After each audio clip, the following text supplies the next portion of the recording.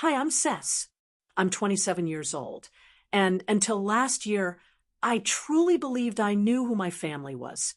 My dad raised me, loved me, or so I thought. Then, one stormy evening inside his auto shop, everything changed. One slap ended the life I knew and opened the door to a secret I never imagined. I still remember the sound of it. Where are you watching from? Drop your city in the comments and subscribe for more true life family drama and emotional stories. The smell of engine oil has always reminded me of home. That afternoon, the air inside my dad's auto shop felt thicker than usual, warm, heavy, carrying the sting of gasoline and the low buzz of metal tools. I was wiping grease off a customer's invoice when the phone rang. Dad's voice came from behind the lifted Chevy, sharp and impatient. Cess, you answer that or let it ring all day. He wasn't really angry. He just sounded tired. Or that's what I told myself. I'd spent 27 years learning to read the small storms behind his tone. Some blew over, some didn't. I picked up. Cole's Auto, this is Cess. The man on the line asked about a brake job. I promised to call back, hung up, and turned toward Dad. He was crouched by the tire rack, sweat darkening the back of his gray shirt. He used to whistle while he worked. Lately, silence had taken over the shop, like even the machines were waiting for something bad to happen. He'd been off since breakfast. When I came downstairs, his coffee cup sat untouched, the newspaper folded open on the local business page. His name was printed there, small but visible, under an article about the upcoming sale of a commercial property, the one his brother, Uncle Dean, wanted to buy. Dad didn't look up when I poured my own coffee. Morning, I'd said. He'd grunted, eyes still locked on the paper. It wasn't unusual for him to stew over business stuff, but that morning his jaw was tight enough to crack. I'd asked if he wanted me to help with the accounting later, thinking it might lighten the mood. He'd muttered something that sounded like, already handled. That should have been my first clue. He only said that when things were not handled. By noon, the shop was half empty. A few regulars sat in the waiting area, sipping from the burnt coffee pot near the counter. The radio hummed a country song about heartbreak and mistakes, pretty fitting background music. Dad stepped out from under the Chevy, wiped his hands on a rag, and gave me that look, the one that always made me feel like I'd done something wrong without knowing what. You finished the inventory report. Almost, I said. I just need to cross-check the tire orders with Dean's shipments. At the mention of his brother's name, his face darkened. Forget Dean. You don't deal with him anymore. I blinked. What? Why not? He's trying to cheat me out of the property. You think I don't know? I set the clipboard down, trying to keep calm. I only meant the supplier invoices. Dean's name is on the... He slammed the rag on the counter. I said forget it. The room froze. The air compressor hissed softly, like it wanted to fill the silence. A couple of customers glanced over, pretending not to listen. I'd been patient with Dad my whole life. He'd raised me after Mom passed, and I knew his temper came from stress more than cruelty. But that day, something inside me snapped. You can't keep shutting people out, Dad, I said, low but steady. Dean's not stealing from you. You just... Don't you ever tell me what he's doing. He cut in, voice rising. I'm not, I said. I'm just saying you can't fight everyone. He stepped closer. I built this place from nothing, and you think you know better? I swallowed hard. I'm trying to help. He laughed, short and bitter. Help? You're the one who told Dean about the buyer, weren't you? You're the leak. My stomach twisted. That's not true. He pointed at me, eyes cold. You betrayed your own father for money. Those words burned more than anything he'd ever said. People in the waiting room shifted uncomfortably. One man got up and left, pretending to check his phone. Dad, that's crazy, I said, my voice cracking. Why would I? Before I could finish, his hand came up fast. The sound cut through the shop like a gunshot. For a moment, everything stopped, the hum of machines, the chatter outside, even the music. Heat spread across my cheek, but what hurt most wasn't the sting. It was the look on his face after. He seemed almost surprised by what he'd done, then hardened again, like he refused to feel it. He wiped his hand on his jeans and said, "You're done here. You're out of this shop, and you're out of my will." My heart dropped. What? He turned away. "You heard me. You're no daughter of mine if you stand with him. The will's already being changed. $31 million won't save you from your choices." 31 million. I didn't even know he had that kind of money. My voice trembled. "You're serious?" "Dead serious." The floor felt uneven beneath my boots.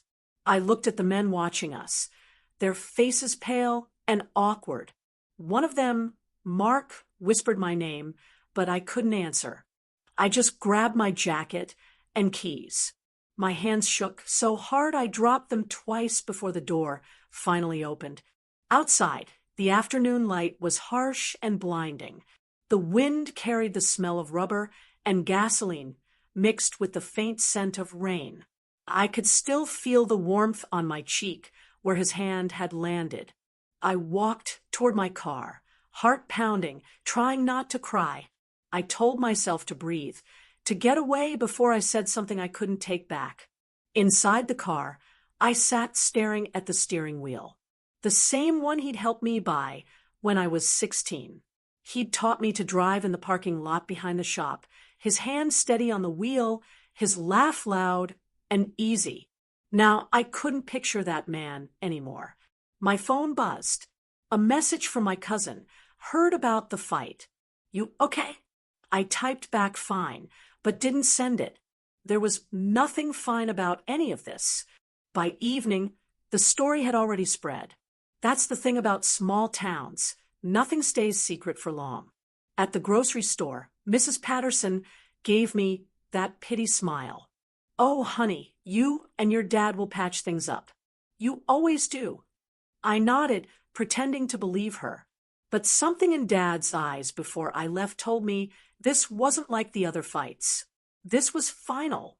When I got home, I poured myself a glass of water, sat on the couch, and stared at the wall clock. Each tick felt heavier. A voicemail beeped. His voice again, clipped and formal. "Come by the shop tomorrow. I'll have your final paycheck ready." Final. Like I was an employee he'd just fired. I deleted it without listening to the rest. That night the rain came. The house creaked as thunder rolled through the hills. I sat by the window, watching water blur the reflection of my own face. My cheek had faded to a dull pink, but the memory replayed in flashes, the shock, the sound, the humiliation. I thought about driving back, screaming at him until he listened. But something stopped me. Maybe pride, maybe exhaustion. Instead, I opened the drawer of my mother's old desk. Inside were photos, Mom holding me as a baby, Dad standing behind her with the same tired eyes he wore that morning. There was also a letter, yellowed and half-torn, with my name written in her handwriting. I traced it with my thumb, too afraid to open it yet. I barely slept. When the sun came up, the house felt colder, emptier. I decided not to go back to the shop. Instead, I called the lawyer's office, mostly to make sure the whole cut from the will thing wasn't just angry talk. The receptionist sounded hesitant. "Mr. Carter's in meetings, but he did ask to see you this week. He said it's important." Important. The word sent a chill through me. I asked if it was about the will. She paused. He said he'd explain in person. I hung up, unsettled. Maybe Dad really meant it. Maybe he was rewriting everything to punish me. I grabbed my jacket, planning to visit anyway, but stopped at the door. My car keys dangled from my hand, still faintly smudged with oil from the shop. For a moment, I imagined him there bent under a hood, focused and calm. The way he used to be before everything turned sour. Driving through town, memories flickered like signs along the highway. The Christmas he stayed up all night fixing my first bike. The night he cried in the kitchen after Mom's funeral, thinking I was asleep. He wasn't always angry. He just carried too much alone. Still, that didn't excuse what he'd done. I told myself that over and over as I passed the diner, the hardware store, all the places tied to us. I stopped at a red light and caught my reflection in the mirror, eyes swollen from crying, a bruise faint under the makeup. The girl staring back looked like a stranger. I whispered, "You didn't deserve that." And for the first time, I believed it. When I got home, another voicemail waited. "Cess, this is Mr. Carter. Please call me back as soon as possible. It's about your mother's file. She wanted you to have it if circumstances like this ever occurred." I replayed it twice, confused. What did my mother's file have to do with now? She'd been gone for 25 years. I dialed back, but the office was closed for the day. The rain had started again, soft against the windows. I sat there listening to it, my chest tight, wondering what could possibly be inside that file. But that's not where the night ended. At 9 p.m., my father's truck pulled into the driveway. Headlights swept across the living room. My heart jumped. He didn't wait for me to open it. He walked right in, dripping from the rain, eyes red, jaw tense. For a second, I thought he might apologize. Instead, he said, "You went behind my back again." I stood frozen. I haven't spoken to Dean. Not Dean. He pointed toward the phone. "Carter, why'd you call him?" I stammered. "He called me first." "About what?" "He said it was Mom's file." The look that crossed his face then, pure panic, was something I'd never seen before. He muttered, almost to himself, "She kept it." "Kept what?" I asked. He didn't answer. He just turned and left, slamming the door, so hard the picture frames rattled. That was the last time I saw him alive. Later, lying in bed, I listened to the wind howl through the gutters. The slap, the fight, the fear, they circled my mind like a storm that wouldn't pass. I didn't know it then, but the next morning's phone call would start unraveling everything I thought I knew about my life. For now, all I could do was stare into the dark, whispering to the quiet house, "Mom, what did you hide from us?" The house had never felt this quiet before. After that night, after the slap, the shouting, and the unbearable silence that followed, I thought nothing could hurt more. I was wrong. The next morning, sunlight spilled through the blinds, falling across the half-packed boxes in the corner of my bedroom. My suitcase sat open on the floor, half full of clothes I'd thrown in anger. My throat still burned from crying all night. I remember sitting there, holding my father's old watch, the one he'd given me on my 16th birthday, and wondering if it still meant anything. Everything that once felt solid had shattered overnight. I was no longer the daughter he loved. I was the stranger he cut off without explanation. The silence was heavy, pressing against the walls like an unspoken curse. I tried to keep myself busy, folding clothes that didn't need folding, replaying every word from the night before in my head. "You've disappointed me, Cess." That sentence replayed like a broken record. Then my phone rang. At first, I ignored it. My eyes were puffy, my head hurt, and I wasn't ready to talk to anyone, not after what had just happened. But the ringing didn't stop. It came again, and again, persistent, relentless. Finally, I glanced at the screen. Unknown number. Something about it made my heart pound faster. My thumb hovered over the decline button, but something in my gut told me to answer. I hesitated, then pressed accept. "Hello." My voice was barely a whisper. There was a pause, a long, uncomfortable pause, before a man's calm voice spoke on the other end. "Is this Miss Cess Taylor?" "Yes, who's calling?" This is Attorney Maxwell. I'm reaching out regarding your late father's estate. My stomach dropped. My father's estate. He was alive when I last saw him. Furious, yes, but alive. I stammered. WH, what do you mean, late father? The man hesitated before answering. I'm afraid. Mr. Taylor passed away early this morning. I'm very sorry for your loss. The words hit me like a physical blow. My knees buckled, and I sat on the edge of the bed, gripping the phone so tightly my knuckles turned white. My breath caught in my throat. No, that can't be right. I just saw him last night. We argued, but he was fine. You must have the wrong. I'm afraid not, Miss Taylor. The lawyer interrupted gently. I understand this is difficult, but I need to discuss some urgent matters regarding his will and a recent discovery he made before his passing. His tone changed slightly at the end, something careful, deliberate. I caught it immediately. What kind of discovery? He cleared his throat. It's best we speak in person. Can you come to the office today? It's about your inheritance. And something personal. The word personal stuck in my mind like a thorn. After the call ended, I just sat there, staring at the blank wall. My father was gone. Just like that. The man who had raised me, scolded me, and loved me in his complicated way, gone within hours of our worst fight. But something didn't sit right. The lawyer's voice carried weight, a hint of something he wasn't saying over the phone. And that phrase, something personal, echoed over and over in my head. I drove to the law firm that afternoon. The drive felt endless, every red light stretching into eternity. My hands trembled on the steering wheel. I hadn't even had the strength to tell anyone. No friends, no family. I needed answers before I could speak the truth out loud.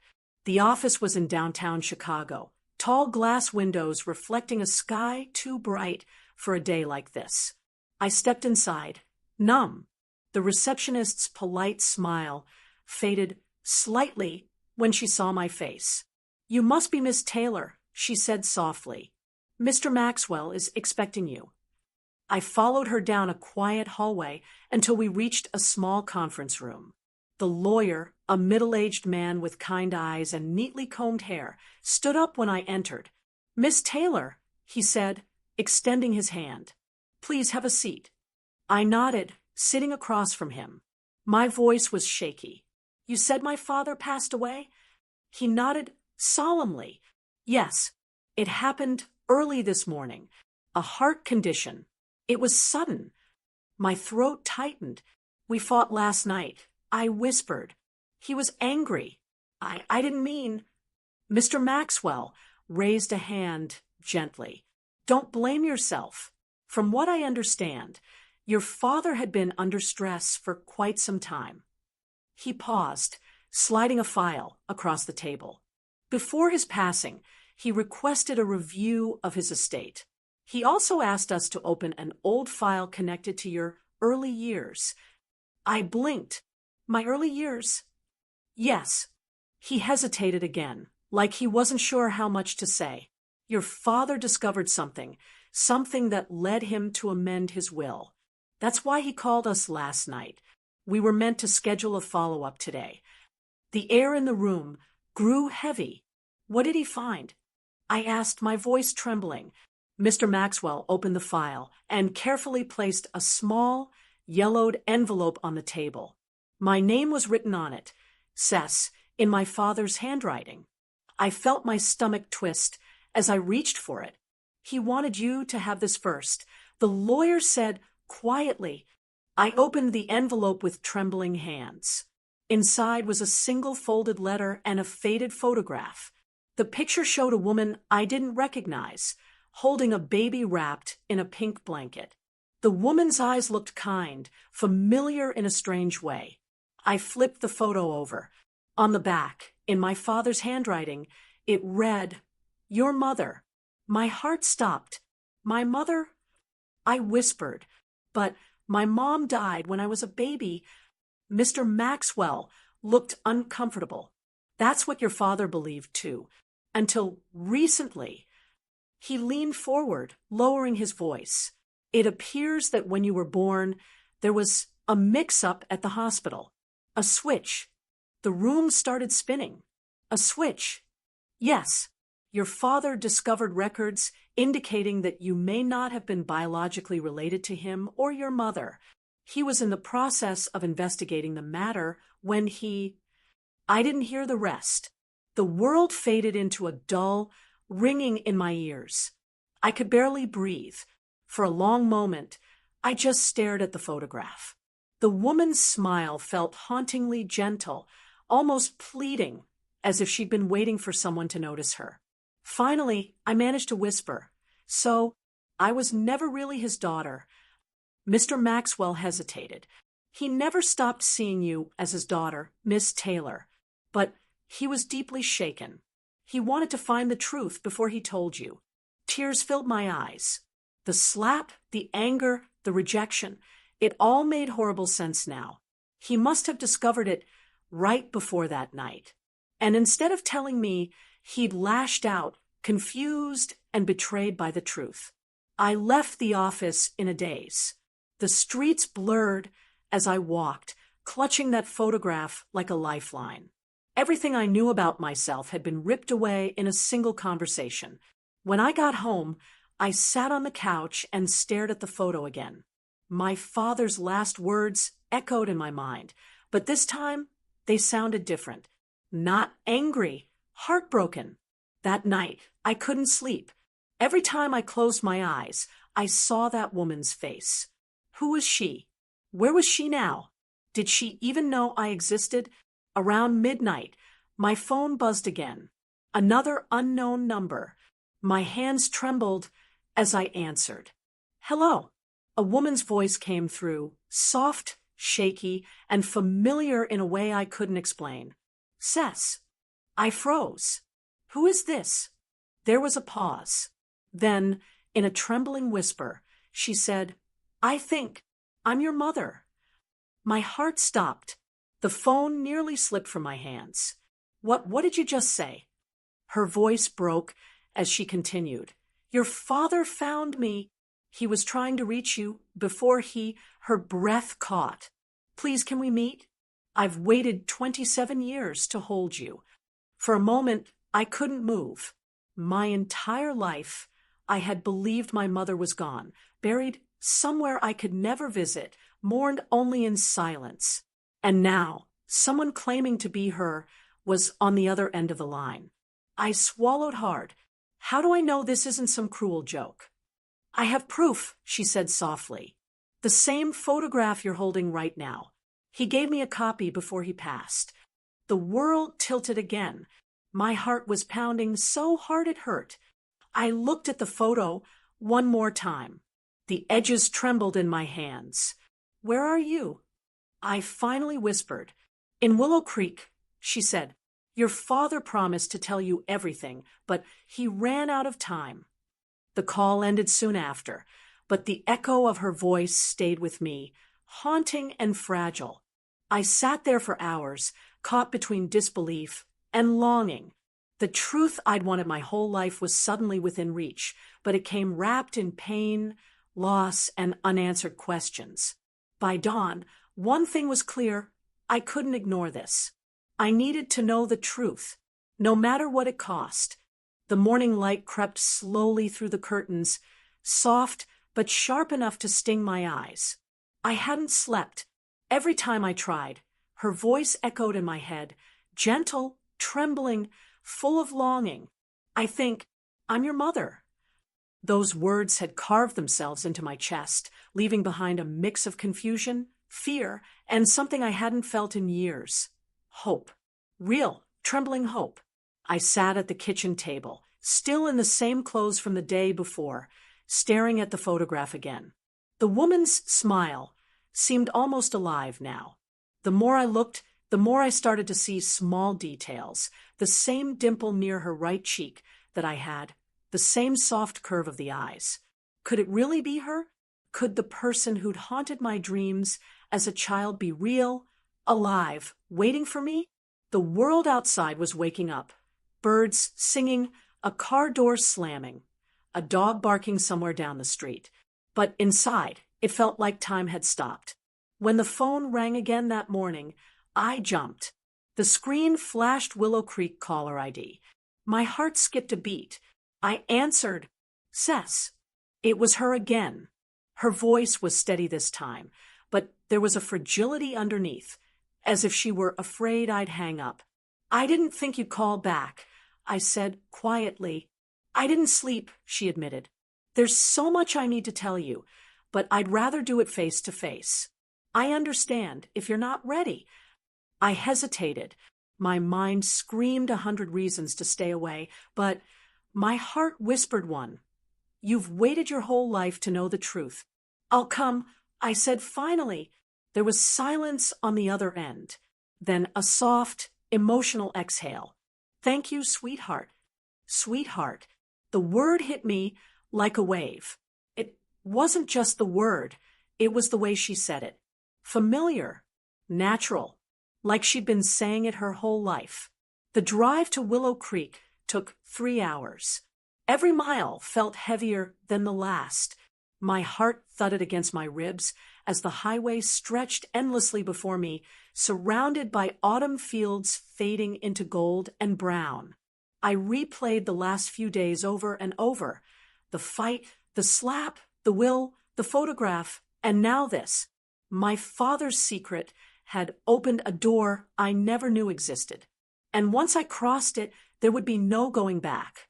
Willow Creek was smaller than I expected, a quiet town tucked between rolling hills with old brick houses and a single main street that looked frozen in time.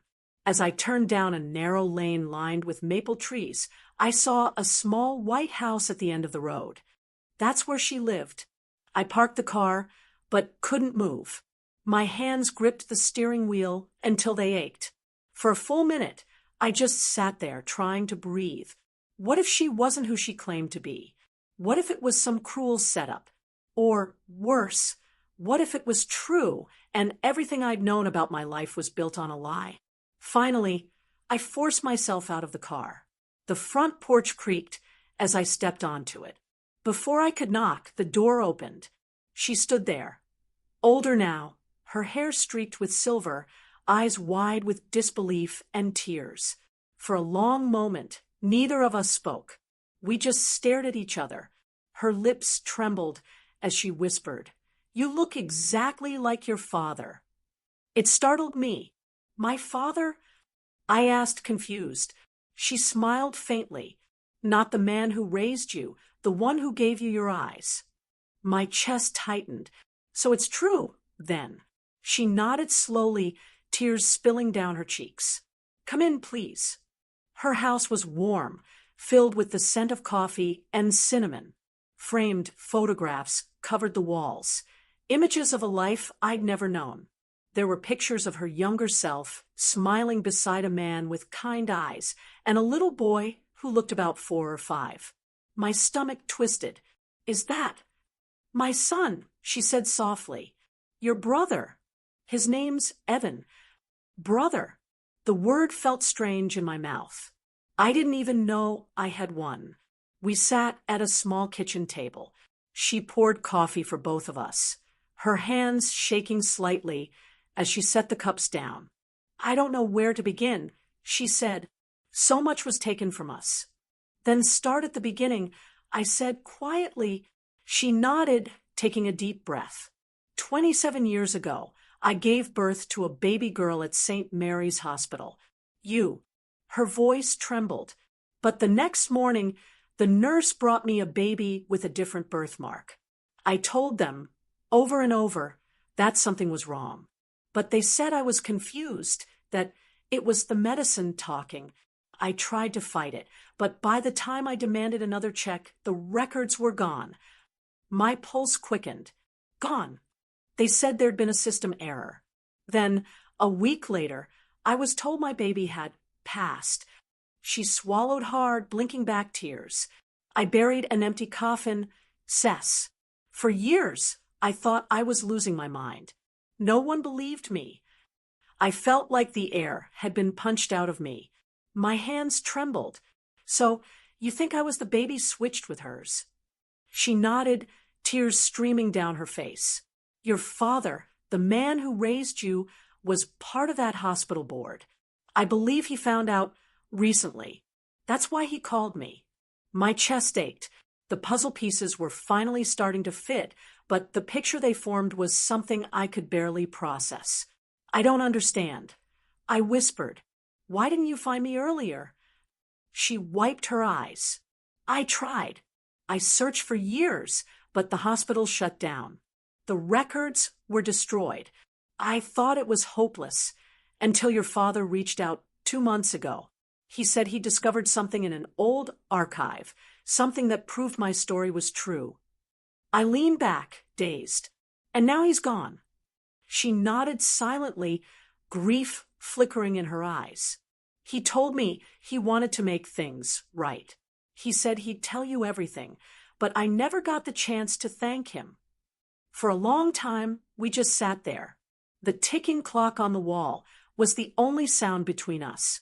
My mind was spinning. Part of me wanted to scream. Part of me wanted to hug her. Finally, I whispered, I want proof. I want to know for sure. She reached into a drawer and pulled out a worn envelope. Inside were documents, old hospital records, a DNA test, and a birth certificate with my birth date, but a different last name. Your real name, she said softly, sliding the paper toward me, is Cess Morgan. The room blurred. The walls seemed to close in around me. That can't be. My whole life, I've been Cess Taylor. I know, she said gently, but you were taken from me, sweetheart, switched with another baby the night she passed away. They must have hidden it to avoid a scandal. My breathing grew shallow. My fingers trembled as I traced the name on the certificate, Cess Morgan. That night, I stayed with her. We talked for hours about her life, about the man she married after losing me, about the years she spent searching. Every story was a reminder of how different my life could have been. But as the hours passed, something else began to bother me. If my biological mother had been silenced all these years, who else knew the truth? Before bed, I asked her, did anyone else from the hospital know about the switch? She hesitated, her eyes darkening. One nurse did, a woman named Linda, but she disappeared soon after. Your father mentioned she might have moved out of state. Do you have her last name? Turner, she said. Linda Turner. That name burned into my mind. The next morning, I left early. My mother, yes, my real mother, stood in the doorway, watching me with tearful eyes. Promise me you'll come back, she said softly. I will, I whispered, hugging her tight. But I need to know everything first. As I drove away, I couldn't shake the feeling that the truth I'd uncovered was just the beginning. Back home, I spent the entire afternoon digging through my father's old office. He'd kept everything, files, notes, papers stacked in perfect order. But tucked in the bottom drawer, hidden beneath financial statements, was a manila folder labeled St. Mary's Incident. My hands shook as I opened it. Inside were photocopies of hospital documents, letters between administrators, and one page that made my heart stop. Infant identification correction, confidential. At the bottom was a signature, Linda Turner. I sat there for a long time, staring at that name, my father's notes scribbled in the margins. Find her before it's too late. He had known. He had been searching, just like my mother said. A wave of guilt crashed over me. The last thing I'd said to him was shouted in anger. I hadn't known he was protecting me, trying to uncover the truth. That night, I lit a candle beside his photo and whispered, I'm sorry, Dad. I understand now. But deep down, I knew I couldn't stop there. The truth was still buried under layers of secrets, and the one person who could confirm it all, Linda Turner, was still out there. And I was going to find her, even if it meant reopening wounds I wasn't ready to face. The silence in the room was almost unbearable. The faint ticking of the clock on the wall seemed louder than her own heartbeat. Aisha sat still, the papers in her trembling hands slightly crumpled at the edges. The truth she had uncovered had shattered something inside her, a delicate piece she hadn't even realized was so fragile. For years, she had built her world around assumptions, anger, and loss, but now everything stood on a new edge, the edge between truth and vengeance. Her father's voice echoed faintly in her head, a memory she couldn't shake. Never let anger decide for you, Aisha. It burns faster than you think. She closed her eyes, remembering his words, the warmth in his tone, and the smile that used to make her feel safe. But now, that same memory twisted like a knife, because the man she had sworn to destroy, the one she believed responsible for her father's downfall, was not the villain she thought he was. The documents told a different story, one of betrayal, but not by him. It was someone else, someone much closer. Her phone buzzed softly on the table, cutting through the stillness. A message flashed on the screen. "We need to meet. Tonight. 9 p.m. Same place. Ryan." Aisha stared at the text for a long moment. Ryan. The man she had trusted, the one who had fueled her rage for years, whispering that revenge was the only justice left. He had been by her side when no one else dared to stand with her. But now, as she pieced the fragments together, it became clear he wasn't a friend. He was the one who'd fed her lies. Her jaw tightened. If Ryan wanted to meet, he was going to get exactly what he deserved. By the time Aisha stepped into the cold night air, the city was cloaked in a damp mist. Streetlights flickered dimly, painting long shadows across the pavement. Her boots clicked softly against the concrete as she walked, every step heavy with decision. In her coat pocket rested the small flash drive, the one containing the truth she had fought so long to find. But truth had a cruel way of changing everything. The cafe where they used to meet was nearly empty. The faint smell of coffee lingered in the air, mixed with the sound of rain tapping against the window. Ryan was already there, sitting in his usual spot, his phone on the table, eyes calm, too calm. Aisha slid into the seat across from him. "You wanted to talk," she said, her voice steady, though her pulse betrayed her. Ryan looked up, his expression unreadable. "You found it, didn't you?" Her eyes narrowed. "You knew what I'd find." He leaned back, a faint smirk curving his lips. "I knew you'd dig eventually. You always do. But tell me, Aisha, does the truth make you feel any better?" She didn't answer. Instead, she placed the flash drive on the table between them. "Why?" she asked quietly. "Why lie to me? Why let me destroy myself for something you caused?" Ryan exhaled slowly, as if the question itself exhausted him. "Because you needed someone to blame, and I needed you angry. Angry people make the best allies. They don't think, they act." Her hand curled into a fist beneath the table. "You used me." "I guided you," he corrected, almost gently. "You wanted revenge. I just showed you where to aim." For a long time, Aisha said nothing. The rain outside grew heavier, running in streams down the glass. The cafe felt smaller, the air thicker. Finally, she whispered, "And what did you gain?" He smiled faintly. "Freedom. Power. The truth you found. It wasn't meant to be discovered. Your father wasn't the hero you believed. He made enemies, and I was just one of them." Her breath caught. "You're lying." "Am I?" Ryan tilted his head. "You think he was innocent, that he didn't know what his choices cost. He built something big, yes, but he built it on broken promises and blood." Her hand trembled as she reached for the drive. "I'm done listening to your stories." Ryan's voice dropped to a whisper. "Then you're not ready for the truth." When Aisha left the cafe, The rain had turned to a drizzle, soft but unrelenting. Her thoughts spiraled, anger, confusion, guilt, each emotion clashing like thunder in her mind. She didn't know which to believe anymore. Every truth she uncovered seemed to unravel another lie. She walked aimlessly until she reached the old bridge, the same one where she and her father used to watch the river currents during summer evenings. The water below shimmered faintly under the city lights, restless and cold. She leaned against the railing, her breath visible in the night air. "Do I destroy him?" she murmured to herself. "Or do I finally stop?" The flash drive felt like a weight in her pocket. Inside it lay evidence, enough to expose Ryan, to ruin him completely. But it also held something else, the final piece of her father's secret, the reason behind everything that had happened. If she released it, she wouldn't just destroy Ryan. She'd destroy her father's name, too. Her phone buzzed again. A call from her mother. She hesitated before answering. Aisha.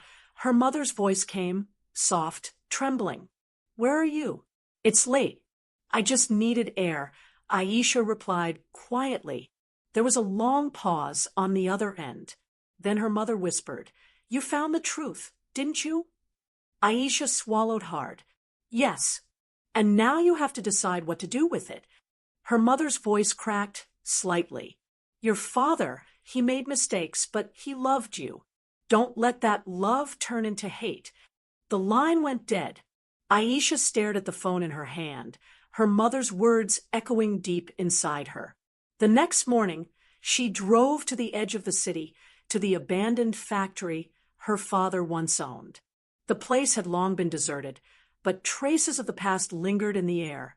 The faint smell of rust, the scattered blueprints, the faded company logo half buried in dust. She walked slowly through the empty corridors, the sound of her footsteps hollow and haunting. She found the old office on the top floor. The windows were cracked, letting in slivers of sunlight that danced across the dust-filled air. On the desk sat a small photograph, her father holding her when she was just a child, both smiling, unaware of the storms the future held. Aisha sat in his old chair and closed her eyes. "What would you have done, Baba?" she whispered. No answer came, only the sound of the wind whistling through the broken glass. She opened her laptop and inserted the flash drive. Lines of data appeared on the screen. Files, emails, reports. Each one revealed more than she wanted to know. It wasn't black and white. Her father had done wrong, but not for greed, for protection, to shield their family. And Ryan had twisted that truth into a weapon. She felt tears slip down her cheeks, not of weakness, but of release. For the first time, she understood. Revenge would only continue the cycle. Truth, painful as it was, had the power to end it. As the sun began to set, Aisha made her way back to her car. But as she approached, she noticed a shadow near the vehicle. Ryan stepped out from behind it, hands in his pockets, his expression unreadable. "You shouldn't be here," she said sharply. He shrugged. "I figured you'd come here. You always chase ghosts when you're lost. What do you want?" He took a slow step forward. "To see which side you chose. The truth or me." A bitter laugh escaped her. "You never gave me a choice." "Didn't I?" he asked quietly. "You could have walked away years ago. But you didn't, because deep down you liked the fire." Her eyes burned. "I liked believing in something. You took that away." He moved closer, his tone almost soft now. "So what will you do, Aisha? Turn me in? Expose everything? You think truth will save you?" She looked him straight in the eyes. "No, but it'll free me." Before he could react, she pulled out her phone and pressed send. A notification blinked on the screen. Files uploaded successfully. Every secret, every lie, every manipulation released to the public. Ryan froze, his calm facade cracking. You actually did it." I told you, she whispered. I'm done being your pawn. For a moment, neither moved. The air between them vibrated with unspoken fury, regret, and something deeper, the ghost of what could have been trust. Ryan's voice broke the silence. You think this makes you righteous? No, she said quietly. It makes me honest. He turned away, his shoulders stiff. Truth destroys more than it saves. Remember that. And then he was gone, swallowed by the fading light. Aisha stood there long after he disappeared. The wind picked up, rustling through the nearby trees, carrying with it the faint scent of rain. For the first time in years, her chest felt lighter. The ache was still there. The grief, the loss, the betrayal, but it no longer controlled her. She looked out toward the horizon. The city lights shimmered in the distance, alive and endless. The world hadn't changed, but she had. She took a deep breath and whispered, maybe this is what truth feels like, not peace, but freedom. That night, as Aisha drove away from the factory, the rain began again, soft, steady, cleansing. The flash drive lay on the passenger seat, empty now, its purpose fulfilled. The storm outside matched the one within her, but both were finally beginning to settle.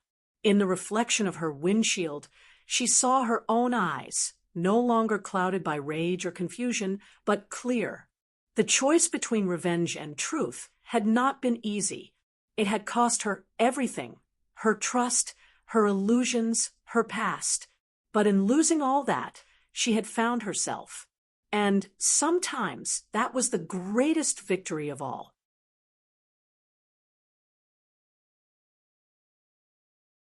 The rain had finally stopped, leaving behind the scent of wet earth and the glistening reflection of city lights on the empty road. Aisha drove in silence, the faint hum of the car engine blending with her thoughts. The world outside looked softer now, blurred by the mist and the dim orange glow of the street lamps. For the first time in years, there was no rage driving her forward. Only questions, quiet, stubborn, and heavy. As she reached her apartment, she noticed an envelope wedged under her door. No name, no return address, just a faint imprint of water on one corner. She hesitated before picking it up, her pulse quickening for reasons she couldn't explain. Inside was a single sheet of paper with an old, faded seal, one she instantly recognized. It was her father's. The handwriting was unmistakable, clean, slanted, familiar. Her heart pounded as she unfolded the letter. Aisha, if you are reading this, it means the truth has reached you. I knew it would, someday. What I kept from you was never out of shame, but protection.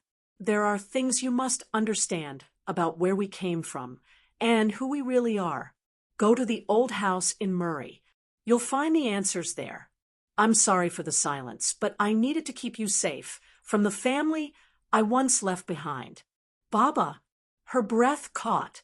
The family I once left behind. She read the line again and again, her fingers trembling over the paper.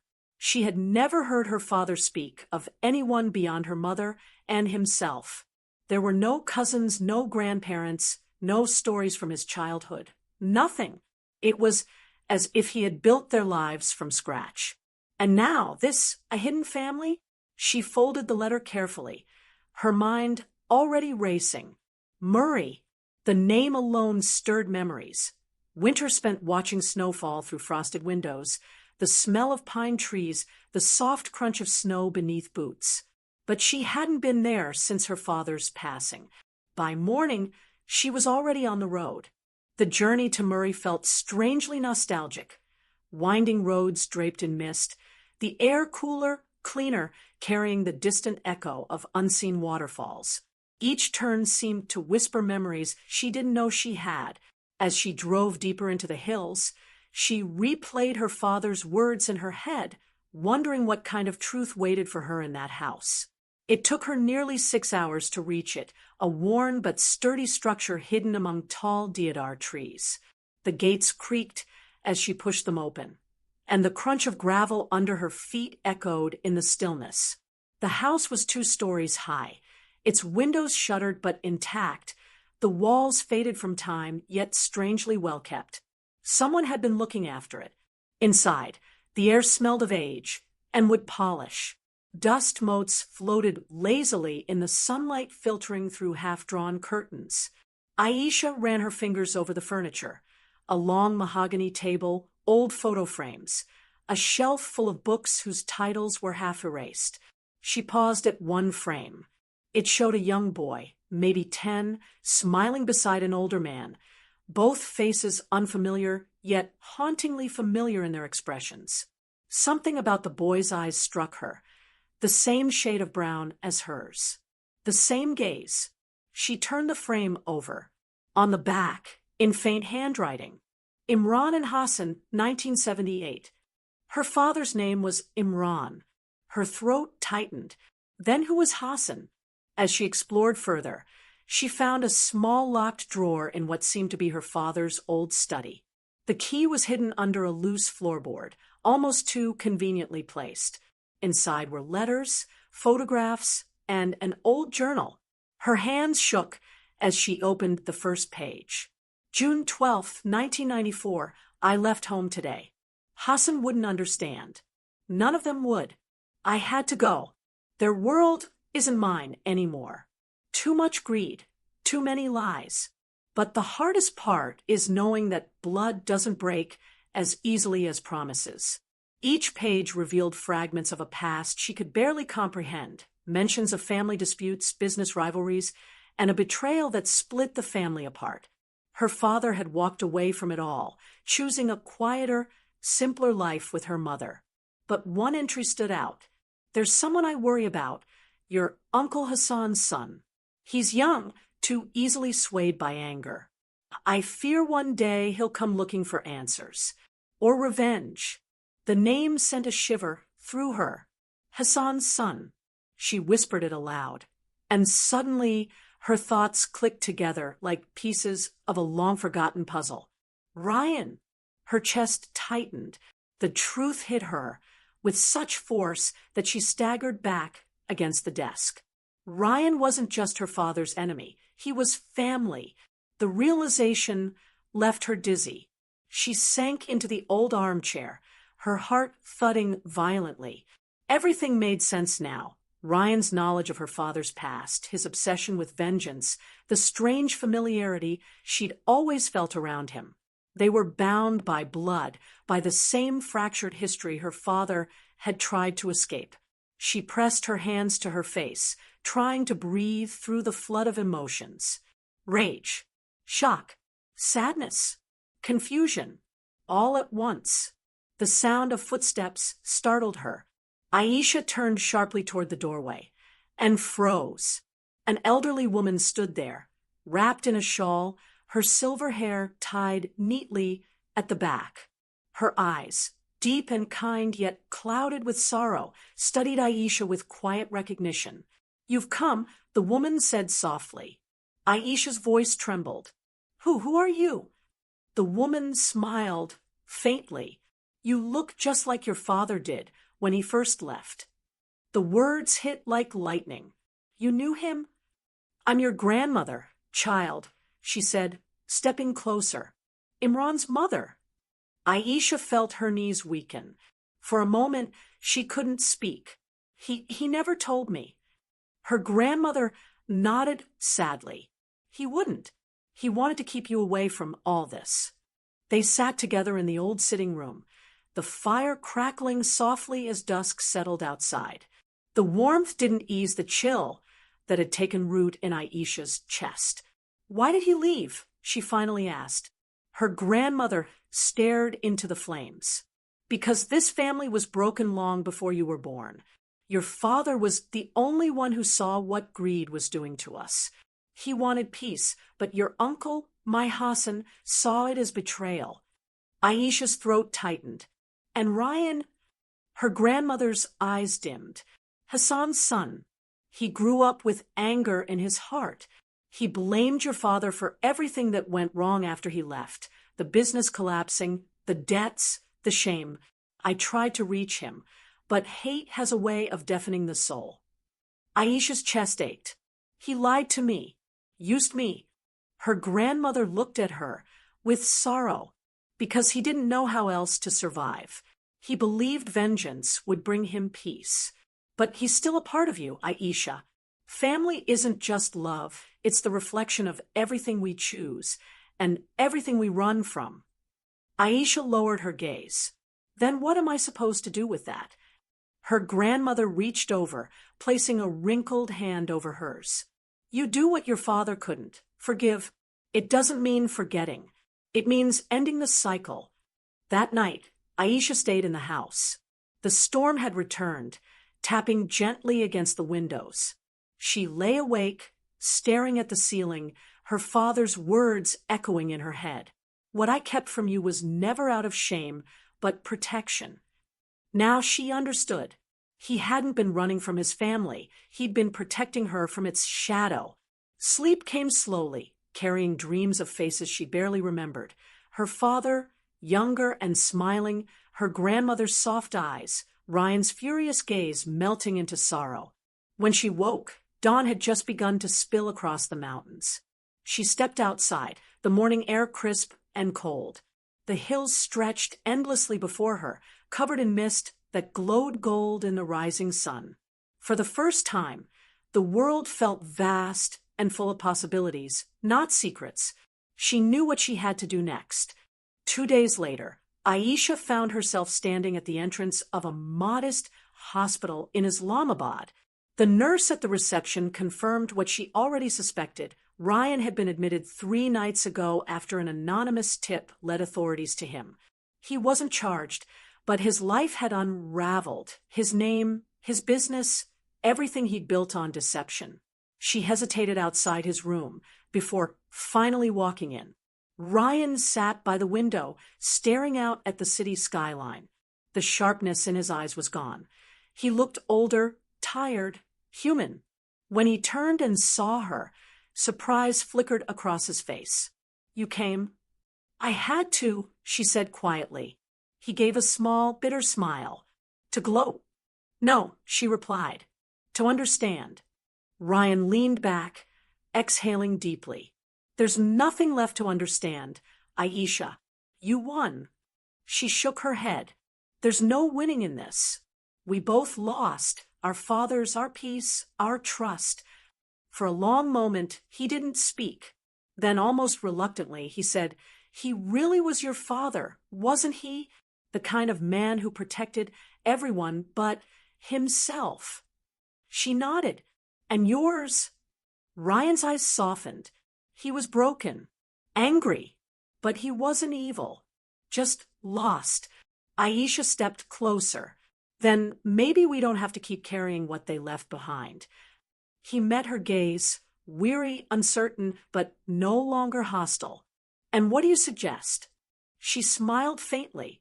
That we start again, as what we are, family.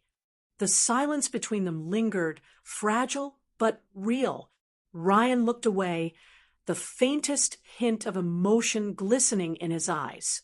You really are like him, he murmured. You forgive too easily. She shook her head gently. It's not easy. It's necessary. Outside, the sun broke through the clouds, casting a soft light across the sterile room. It wasn't a perfect ending, but it was a beginning. Aisha left the hospital that day with a strange peace settling in her chest. The truth had torn her world apart, but it had also rebuilt it piece by piece in ways she never expected. She had lost the family she thought she knew, only to discover one she never imagined existed. As she drove back toward Murray, the road winding through golden hills and whispering pines, she realized something profound. Family wasn't defined by blood or history. It was defined by the choices they made now, to forgive, to heal, to rebuild. And as the mist rose once more around her, Aisha smiled, not because the past was gone, but because it finally made sense. I stood on the porch of that old Murray house, watching the mist crawl up from the valley below. The world around me felt still, like it was holding its breath. Birds darted between the trees, their calls faint but comforting.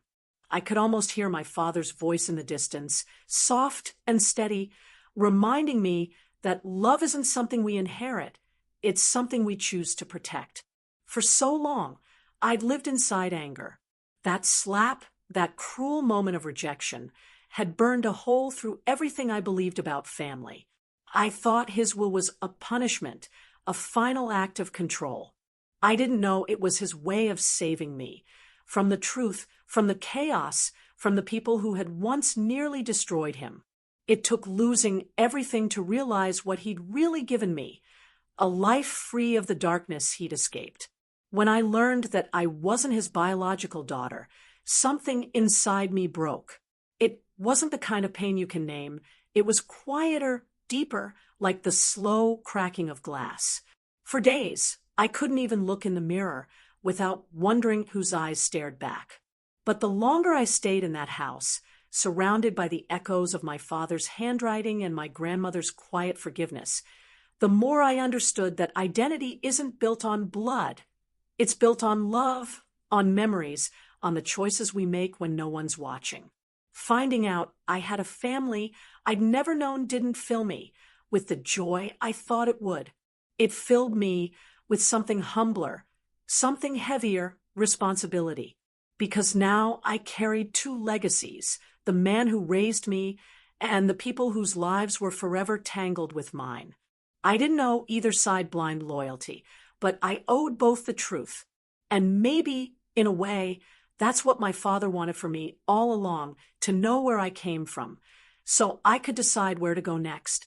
When I visited Ryan that last time, he didn't look like the man who once manipulated me. He looked like someone trying to climb out of the wreckage of his own mistakes. There was a kind of exhaustion in his eyes that reminded me of my father in his final years. We didn't say much that day. Sometimes forgiveness doesn't need words. Sometimes it's enough just to see someone differently, to let go of the story you've been carrying about them. Back home, I packed away the old letters, sealed them in a wooden box, and kept only one photograph, my father, smiling in the sunlight with his arm around a little girl who believed he was her whole world. In many ways, he still is, because no matter how many truths I've uncovered, one remains constant. The love he gave me was real, and that's something no secret, no bloodline, and no betrayal can erase. As the sun dipped below the hills, I took one last look at the horizon and whispered, "I forgive you." Maybe it was to him. Maybe it was to myself. Either way, it felt like breathing again after years of holding my breath. I've stopped chasing revenge.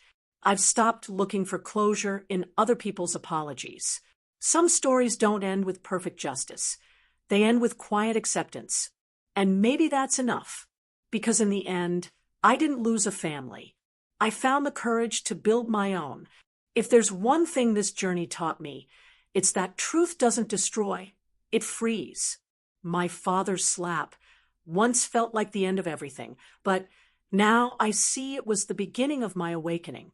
I may not carry his blood, but I'll always carry his strength, his love, and his will to protect what truly matters. Family isn't who you're born to. It's who stands beside you when everything falls apart, and who still believes in your heart, even when the truth changes everything.